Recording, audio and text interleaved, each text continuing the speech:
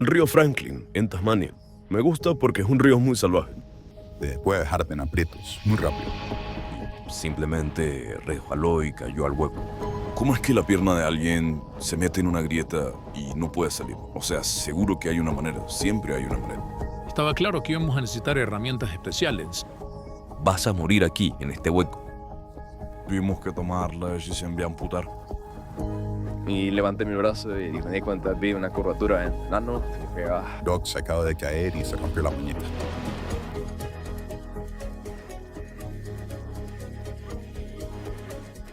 Recé a Dios. Eso era todo lo que podía hacer.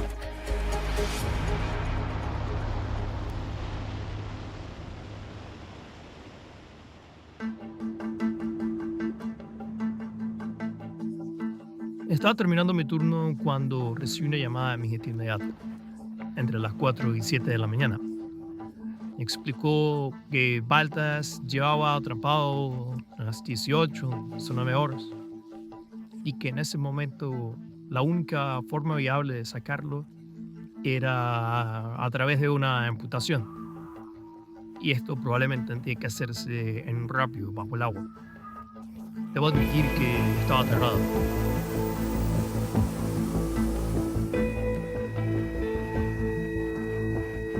Se han agotado todas las vías de rescate y se ha decidido que el paciente necesitará una amputación. Cuando descendimos, la situación, la escena era bastante abrumadora. Había muchas caras, muchos rostros de personas que habían estado trabajando full fuerte durante toda la noche. Y la escena en sí era realmente increíble. El río era espectacular. Enormes piedras, los rápidos veloces. Era una situación realmente peligrosa. Nos dieron la información en 10 minutos, cuál era la situación. Nos quedó muy claro, bastante claro, que no sobreviviría si nos demorábamos. Así que sabíamos que estábamos allí para hacer la tarea que se nos había encomendado, que era amputar la pierna de Baldas. Sin duda, sentí la obligación profesional de asegurarme de que realmente no había otra opción. Así que hablamos de lo que se había hecho durante la noche, lo que se había intentado, y todos estuvieron de acuerdo y que no había nada que se debiera hacer para sacarlo de allí. Que la consecuencia inevitable de quedarse allí era la muerte, y eso iba a ser muy pronto. No puedo decir que estaba contento. Pero finalmente el estrés disminuyó un poco, porque se tomó la decisión final.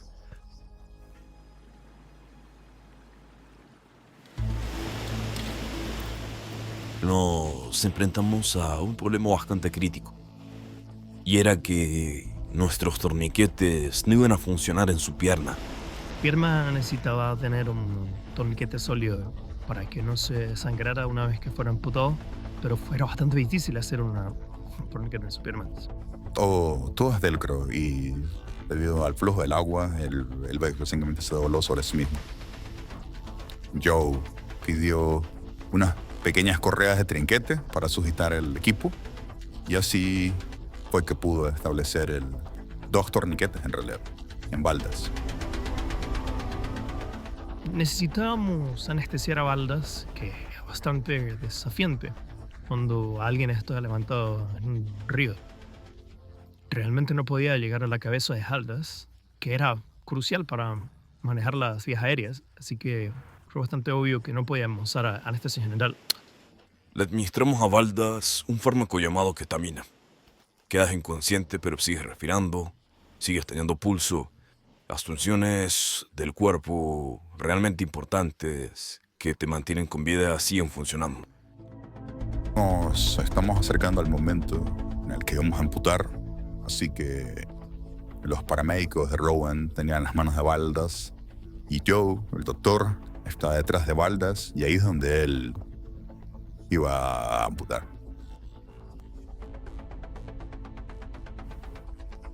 A la posición en la que pude llegar fue bastante incómoda, extendido con las piernas abiertas, y tuve que bloquear el ruido del agua de mi entorno.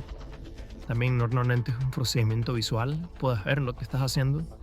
En este caso yo no pude verlo, así que decidí no ponerme guantes para poder sentir lo que realmente estaba pasando. Nadie realmente se entrena para amputar una pierna por encima de la rodilla, bajo el agua, en medio de la naturaleza, sin recursos, en un rápido, asegurado de una cuerda. Es una circunstancia extraordinaria. Hubo un momento antes de empezar y que tuve esta sensación sí. Realmente no quiero hacer esto. No quiero hacerle esto. Y no es tanto como que no fuese necesario, más bien es como que no sé, se sentía mal. Y bueno, realmente tuve que hablarme a mí mismo para convencerme de que realmente tenía que ser necesario y que tenía que hacerlo para salvar la vida de este hombre. La amputación está comenzando en este momento.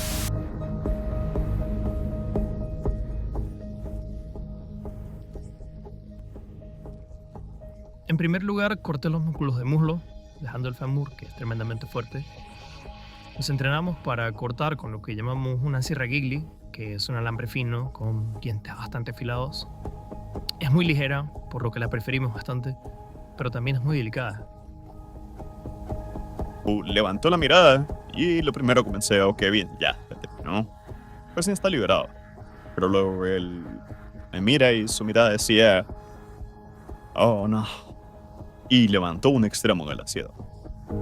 Me miró a los ojos, yo lo miré y le mostré la sierra rota.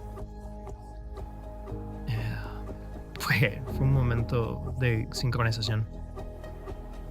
No podía creer que habíamos llegado tan lejos para no poder atravesar la pierna.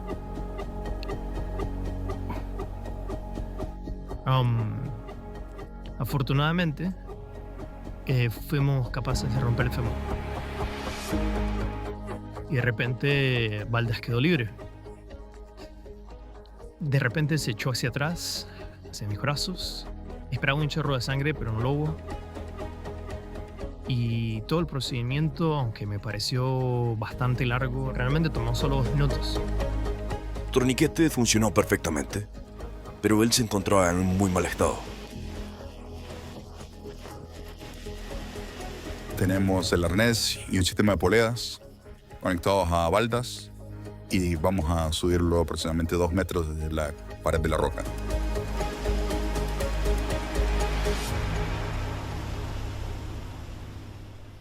No nos permitieron mirar a ese lado, pero yo vi cuando sacaron a Balda con un equipo especial. El color de su piel y todo su cuerpo parecían muertos. Cuando volví al campamento, mis amigos me preguntaron cómo fue. Y por varios minutos estuve en silencio. No les vi nada más que oremos por él.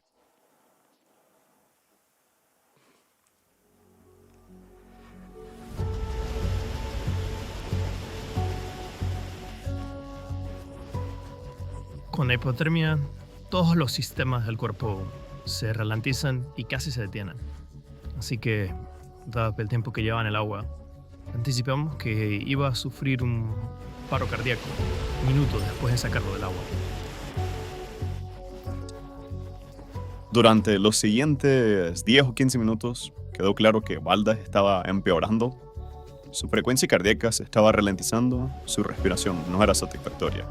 Él dejó de respirar después de al menos media hora, así que lo conectamos a un ventilador. Y luego, cuando el helicóptero estaba listo para llegar y llevárselo, su corazón dejó de latir. Así que le practicamos RCP, le colocamos en este equipo mecánico de RCP, lo abrigamos bien y preparamos para tratarlo en el helicóptero.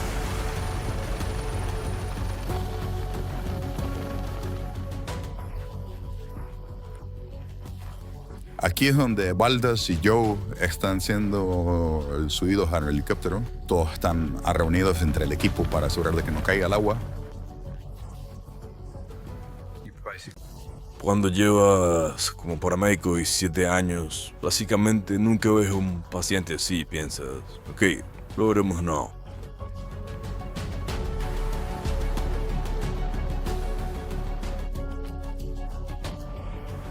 Tú piensas que murió.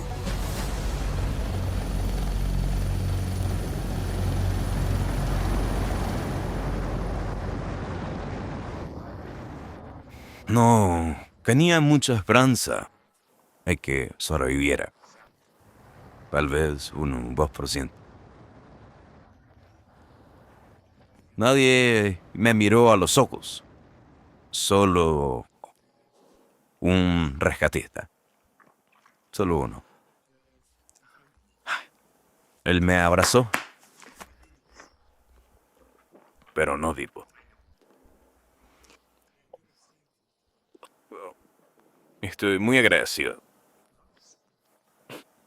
Es un apoyo maravilloso. Lo había enterrado en mi mente. Ya había empezado a llorar.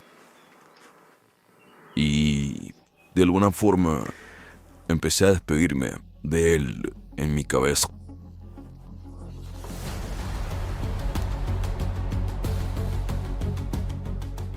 Se siente un gran alivio cuando subes el helicóptero lanzándote por la puerta. Le hicieron una amputación quirúrgica en la pierna izquierda hace unos 30 minutos. Ahora se encuentra en un paro cardíaco. Sabíamos que lo único que podíamos hacer era mantener su respiración y su circulación con el equipo mecánico de RCP y llevarlo al hospital. Vamos a llegar al hospital en 20 minutos y necesitamos pasar una llamada de activación a la unidad de trauma y cuidados intensivos. Una llamada crucial que resumía que había sufrido un paro cardíaco hipotérmico, cuál sería nuestra hora de llegada al hospital y que necesitábamos una máquina de bypass cardiopulmonar nuestra llegada, lo cual es todo un equipo lo que se necesita para recibir al paciente. En ese momento, Valdés ya se había ido. Seguimos un mensaje que decía que teníamos que sacar a toda la gente de allí. También 14 personas, media tonelada de equipo, desmontando todo el equipo de rescate. Y eventualmente me suena el helicóptero, un cabestrante, me empujan en un asiento. De repente te das cuenta que te derrites en el asiento. Estaba allí mirando por la ventana. Pensaba que al volar de vuelta a Howard me iban a llamar y me iban a dar la noticia de que Valdés no lo logró.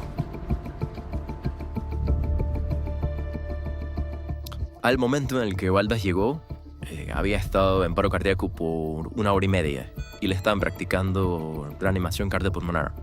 En esa situación, cada minuto cuenta y se producen daños continuos en todos los órganos del cuerpo y en el que más nos preocupaba era el cerebro. Desde el momento en que Valdés llegó al hospital hasta el momento en el que se conectó al ECMO, transcurrieron unos 15 minutos aproximadamente. A la ECMO la llamamos la máquina corazón-pulmón. Mantienen el corazón y los pulmones funcionando cuando el cuerpo no es capaz de realizar esa función. En situaciones como esta no se sabe. Tú no sabes cuál va a ser el resultado y solo puedes esperar lo mejor. Y realmente a Valdés le dimos todo lo que pudimos darle. Estábamos volando de vuelta a Howard. Mi teléfono sonó. Decía, Valdés está yendo a ECMO. Tiene frecuencia cardíaca de 90, temperatura de 26.5 grados.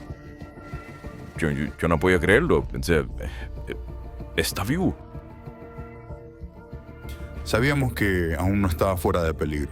Quedaba un largo camino por recorrer. Y nos preguntábamos si su cuerpo estaba aferrándose solo a un poco de esperanza.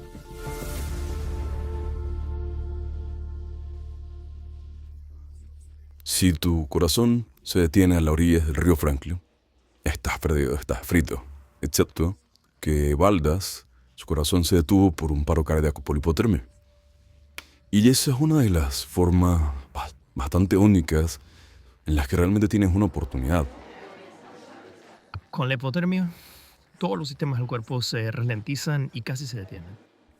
Es una situación única donde los humanos realmente pueden sobrevivir durante periodos largos sin respirar y con poca actividad cardíaca. En esa situación podemos utilizar la ECMO para restablecer el flujo sanguíneo del cuerpo y también calentar el cuerpo de una forma controlada y segura hasta que podamos reiniciar el corazón. Pero hay mucha incertidumbre y pensábamos que era más probable que no sobreviviera. Valdas está en un estado crítico en el hospital y la embajada lituana llamó a su pariente más cercano, a su hermana Rasa, para informarle que había habido un incidente en el río.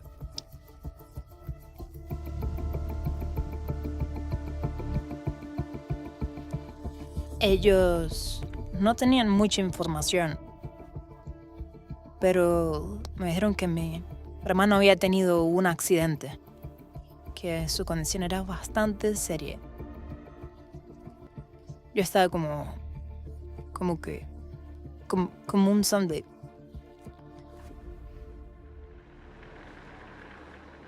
Algunas veces sabremos al principio si ha habido daño cerebral, pero a menudo en esta situación podemos tardar varios días en realmente saber si eso es cierto.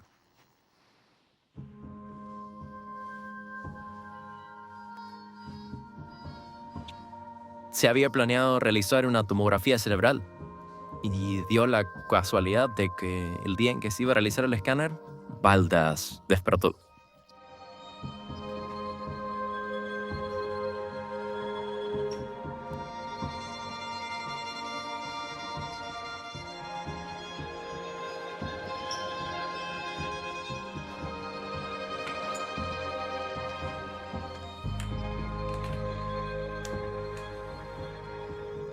El sufrimiento continuaba y me resigné que iba a morir.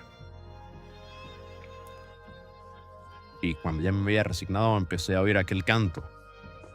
Era como el último himno antes de ir al cielo o al infierno.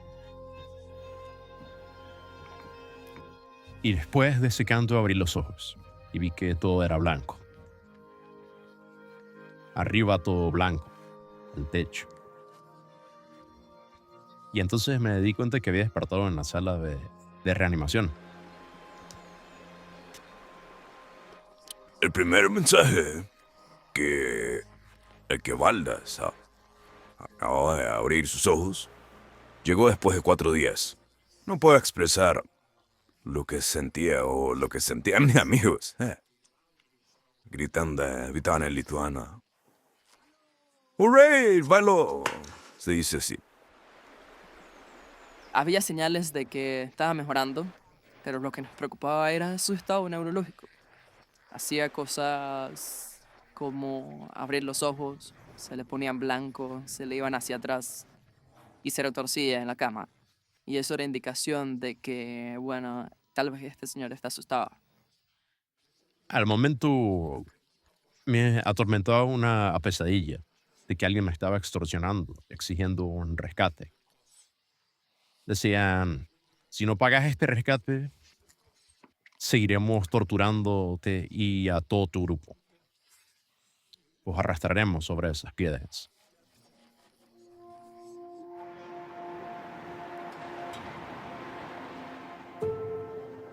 La enfermera de la UCI se contactó con la lituana, preguntó, ¿tienen a alguien lituano y pueden venir al hospital? Y en 20 minutos estábamos allí. Yo quería decirle, hola Valdas, soy Jurgita, vivo aquí, Howard, estás en buenas manos, vine a apoyarte. Y creo que cuando él escuchó a alguien hablando en lituano, él dijo, Ar gali paspausti ranką? ¿Puedes apretar mi mano? Y empezó a responder, y creo que eso fue porque él sintió que alguien estaba hablando en su idioma, que le entendía. Y el doctor dijo, ahora se ve más relajado ahora. El primer día él me hablaba, pero al día siguiente empezó a responder, y sus primeras palabras fueron soy un superviviente, y fue en inglés. Ese siente que al final sigues vivo, de que lograste escapar de esa pesadilla, de que me recuperé. Yo estaba llorando y las enfermeras también estaban llorando. Fue muy hermoso ese momento. Y el Sid era un sobreviviente. Cuando me lo mostraron por primera vez por el teléfono, fue muy increíble, fue hermoso. Y cuando él me reconoció, fue muy hermoso, sí. Escuchar que había sobrevivido y que había sobrevivido con un cerebro que le está funcionando bien, fue como si mi corazón estuviera a punto de estallar. Y bueno, hubo varios momentos con varias personas en las que estábamos todos animando, estábamos como que sí, logramos. Yo estaba en una posición un tanto inusual, ya que mi otra función dentro del sistema hospitalario era la especialista en traumatología, así que estaba ocupando el puesto de médico que trataba a baldas. Desde luego, tuve que hablar con él. Al principio le expliqué que en realidad yo fui quien le había cortado la pierna. Sentí que debía disculparme.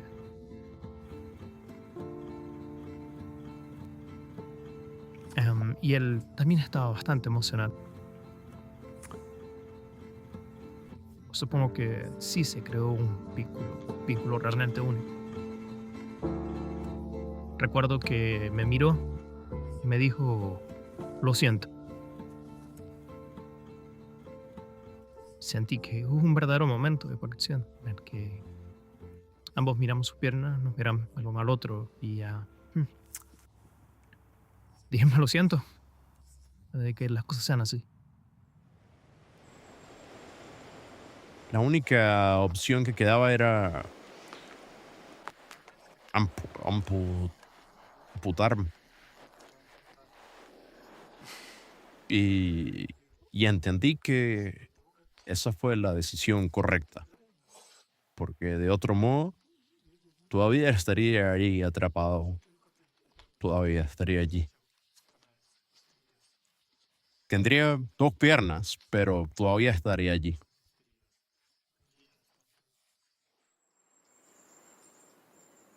Lo más importante para mí es que sobreviví. Lo importé. Es la felicidad más grande. Después de 18 días le dieron de alta de la unidad de cuidados intensivos a la de traumatología para que estuviera en mejor estado para volver a casa. Era enero cuando Baldas salió del hospital. Fue un momento muy alegre y al mismo tiempo fue triste. Le vi lágrimas en sus ojos y su hermana dijo, nunca, Baldas, nunca llores.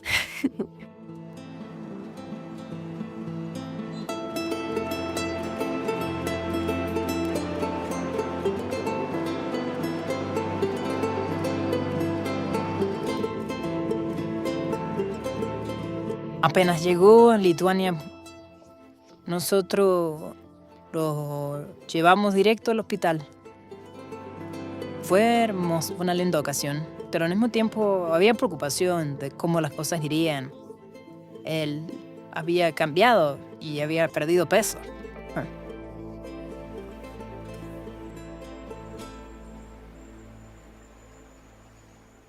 Desde el principio, él no pensaba en el incidente.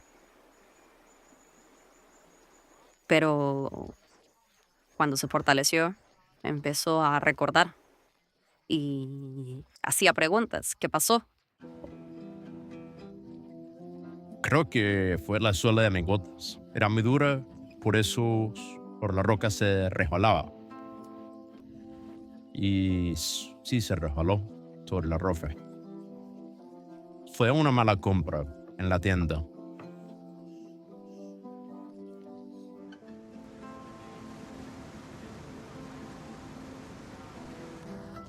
Enseguida, la pierna se me quedó atrapada en una grieta pequeña, una grieta estrecha. De tal modo que no se movía. No se movía nada. Y empecé a pensar, ok, tal vez estoy destinado a quedarme aquí. Atrapado para siempre.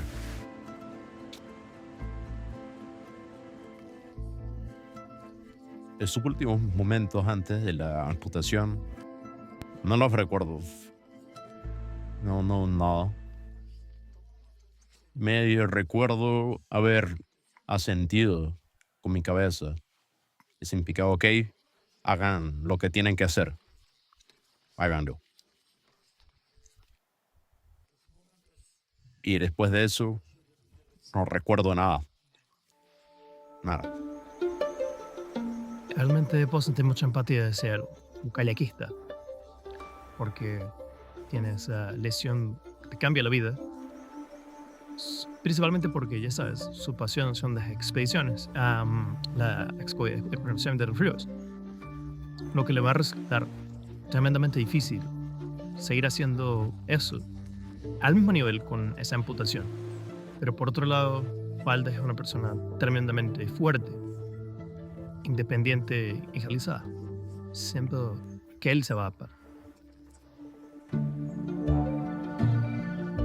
Estoy tratando de hacer seguimiento de su recuperación. Cada vez que lo llamo, veo un gran progreso.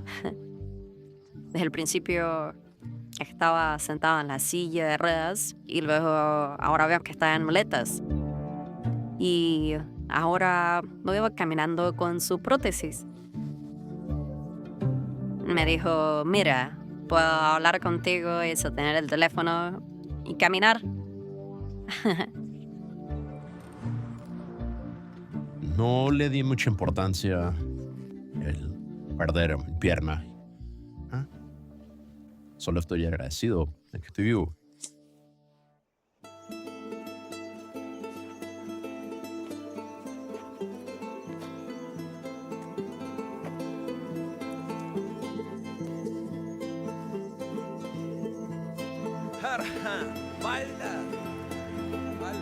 Porque ese incidente interrumpió nuestra expedición, nuestro viaje. Ahora tengo esta idea un poco loca de que en 2026 debemos volver a Tasmania y completar el río Franklin. Qué hermoso verte vivo de nuevo. Es una señal de que Valdas se ha recuperado por completo. Él ha recuperado su fuerza, su resistencia, y no tiene ningún miedo, ya no. Y los planes deben llevarse a cabo.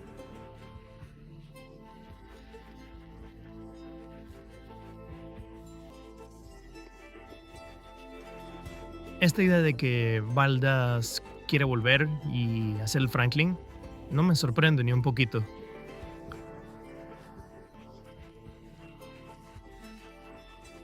Ya sabes, él tiene esa determinación que me hace pensar que él puede hacerlo. Me encantaría hacer ese viaje con él. Sí, ¿no sería genial?